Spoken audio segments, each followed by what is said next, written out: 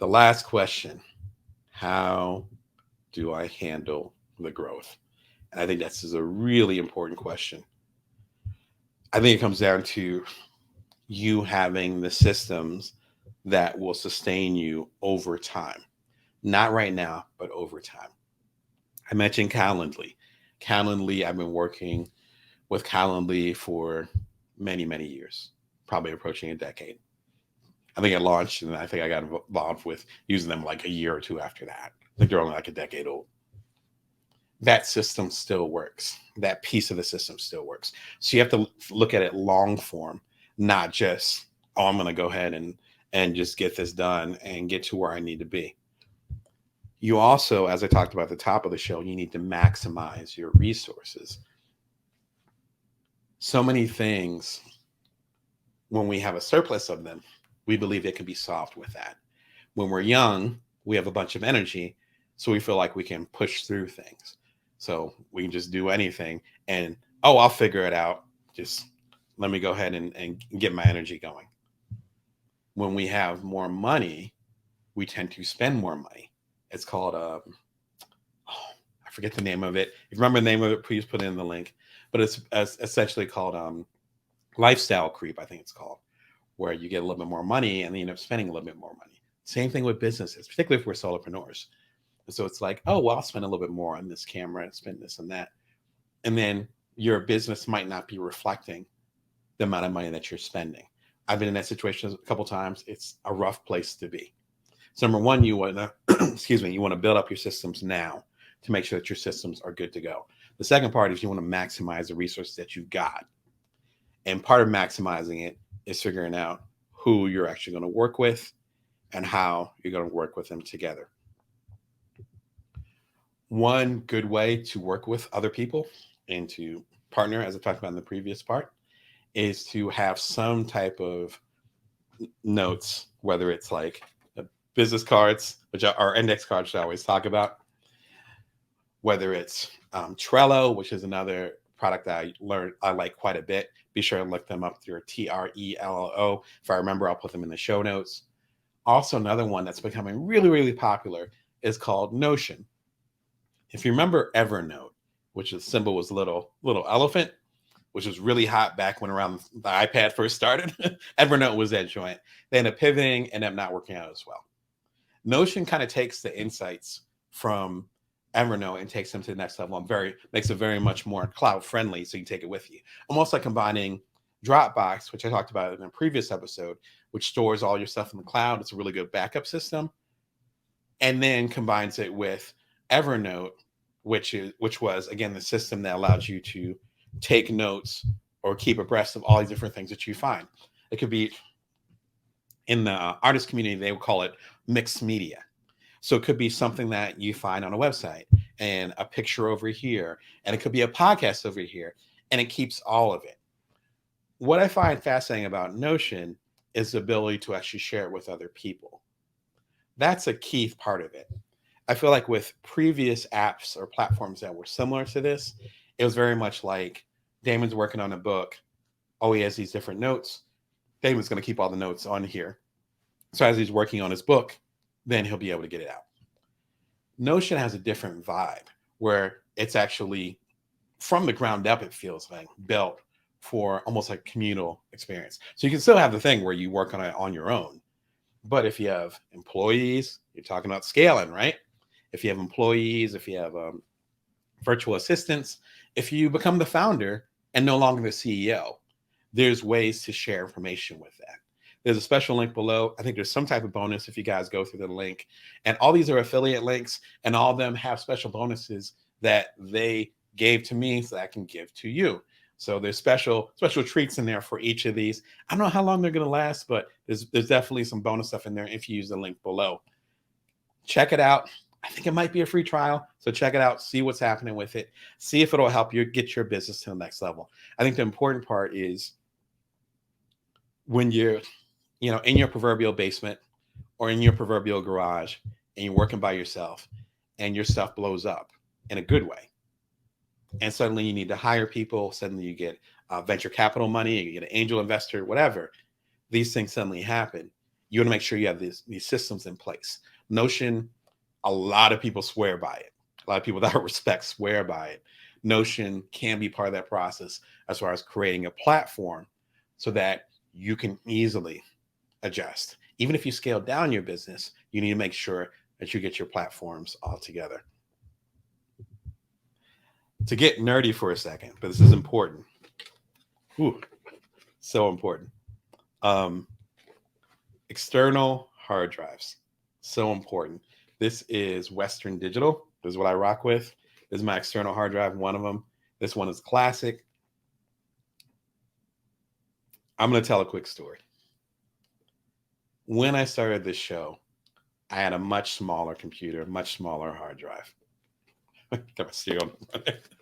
No kind of security there. Much smaller, much smaller computer. I was working through all this stuff, getting the stuff together. And then I started this show. Each of these episodes are pretty big. We're talking 500 megabytes to 1 gigabyte to that marathon, which the link is just below, that I did last week. You'll want to know how many gigabytes that was.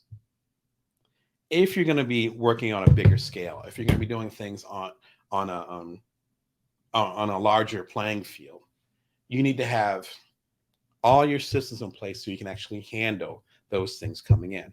Otherwise, it becomes a waste. And then you end up having to pay a premium to even get involved in that particular thing, right? If you're trying to get to the next level and suddenly you run out of hard drive space, then you're going to run to Best Buy and then pay whatever it is, or you're going to get set up now. I love the Western Digital stuff. I've been using them for a while. This is actually one of my older external hard drives. As I talked about on the previous episode, there's 3 ways that I actually back up my stuff. I have my computer, which is right below me. You don't see it, but it's right below me. I have Dropbox. Shout out to Dropbox. I have links to them, and I think they're in the show notes. They actually will save everything in the cloud, which is great. But then I also, at least a few times a year, put everything on my external hard drive. It wouldn't be possible for me to do, it'll be probably about 25 live shows this month, just this month alone, because I'm doing a special this month. With the Bring Your Worth TV show, I wouldn't be able to do 25 or so of them. Let's call it 24, if I didn't have my systems in place. You see, I got a little bit of allergy stuff going on. I got my tea. I already been doing the marathons. I'm a little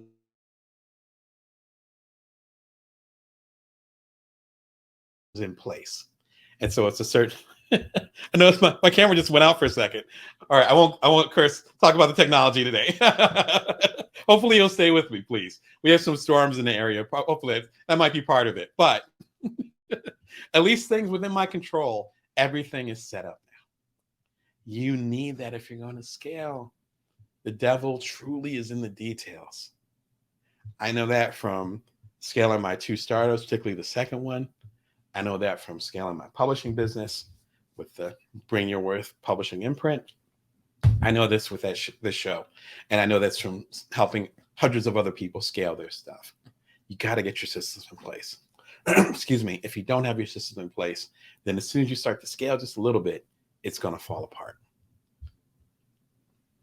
2 very important messages here when it comes to you scaling. Growing your audience is a key part of scaling. Be sure and check out this video. You don't want to go to uncomfortable links. Not uncomfortable for you, but uncomfortable for your business. You're going to be uncomfortable sometimes to grow your business. What you want to do is actually connect with folks and help them get to the next level. This video talks about that. As I talked about earlier in the show, there's so many different businesses, so many different companies, so many different products. I'm sure you can think of them where they were great at one period of time and then they started to scale and it's like they forgot who they were or they forgot who you were. And suddenly they're going after a different audience or their audience was so broad, they weren't taking care of you anymore. This will help you avoid that. So right now you might be wishing, I wish I had 1 million more customers. This is the beginning of that conversation. But more importantly, you have to figure out how you're going to take care of all those customers. Again, back to systems in place.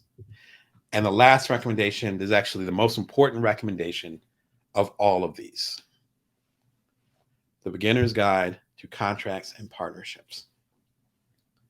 We end up selling our company, Cuddler, um, when it hit about 250,000 users.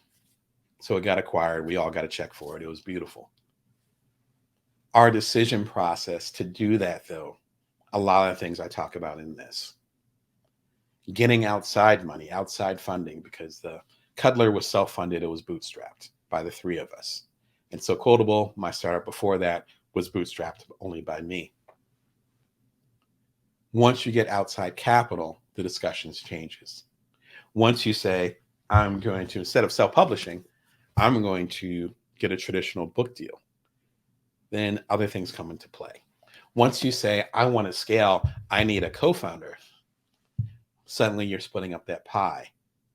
Suddenly you're discussing things that were internal, suddenly they become external. Where are you going to go from here? How can you get the resources you need to scale while at the same time staying true to your particular mission or ethics? This talks about all of that. I think it's one of the most important episodes that I've done. It's about 3 or 4 different blocks to the episode. I think it's about 30 minutes long. I believe it's worth your time if you're even thinking about scaling.